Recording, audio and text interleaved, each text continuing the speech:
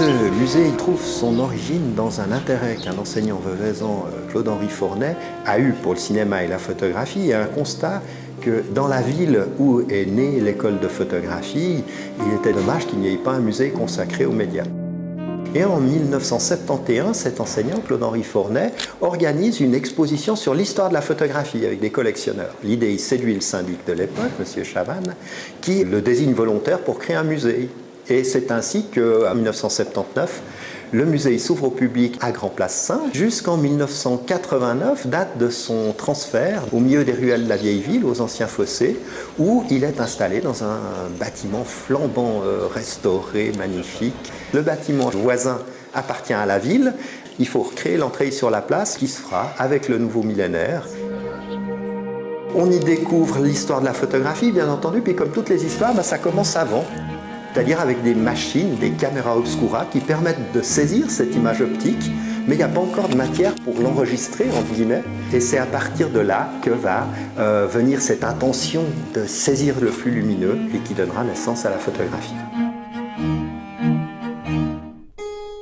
Un Français, Nicéphore Niepce, découvre un moyen de capter ce flux lumineux et ça nous amène à une période étonnante où cette photographie est faite sur une plaque de métal argentée. C'est le daguerreotype, c'est une image unique. Et puis un deuxième procédé parallèle inventé par un Anglais, William Henry Fox Talbot, qui amène l'idée du négatif sur du papier et qui permet de tirer des copies. Ce procédé s'appelle le calotype. L'idée y étant de trouver une matière plus transparente pour que la copie soit meilleure, eh bien on cherche à mettre cette surface sensible sur du verre. Seul problème, c'est que lorsque la plaque est prête, encore humide, elle est sensible à la lumière, mais si elle sèche, ça ne fonctionne plus.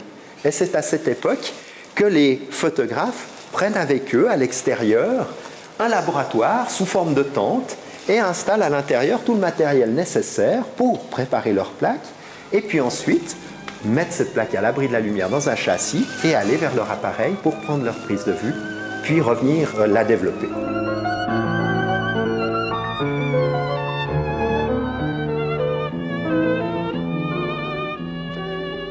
Utiliser un négatif sur verre, c'est lourd, c'est encombrant, c'est fragile.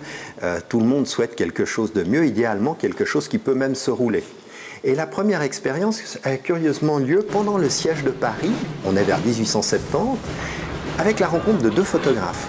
L'un est passionné d'aérostation, c'est Nadar, et l'autre est passionné de toutes petites images. Ils ont une idée simple, c'est de reproduire courrier, dépêche et autres messages sur la plaque de verre, mais d'aller prélever la couche de collodion qui est dessus, la pellicule sensible, et de la rouler pour la mettre dans un petit cylindre et la confier à des pigeons voyageurs. Les pigeons sortent de Paris ou entrent de Paris avec les ballons de Nadar et font le voyage retour avec les messages. Et donc ils ont inventé le microfilm, le film, puisque pellicule en anglais se dit film, et la poste aérienne. Eastman Kodak Company is happy to bring you America's favorite. Alors il faut bien entendu y appliquer à la photographie, ça on le doit à un Américain, George Eastman, avec un authentique pur projet marketing. Son idée, c'est que tout le monde ait besoin d'aller chez lui pour avoir des images. Il invente une machine toute simple à utiliser, il suffit d'appuyer sur le bouton, et bien entendu de renvoyer la machine chez lui pour obtenir des copies. Il lance cet appareil avec un nom qu'il souhaite accrocheur dans toutes les langues, il choisit bien, il l'appelle Kodak, on en parle encore. On est en 1888, l'appareil vaut 25 $, c'est à peu près ce que coûtait l'acquisition d'un ordinateur portable quand ça a commencé à se démocratiser. And these new cameras by Kodak, just as easy to take a snapshot.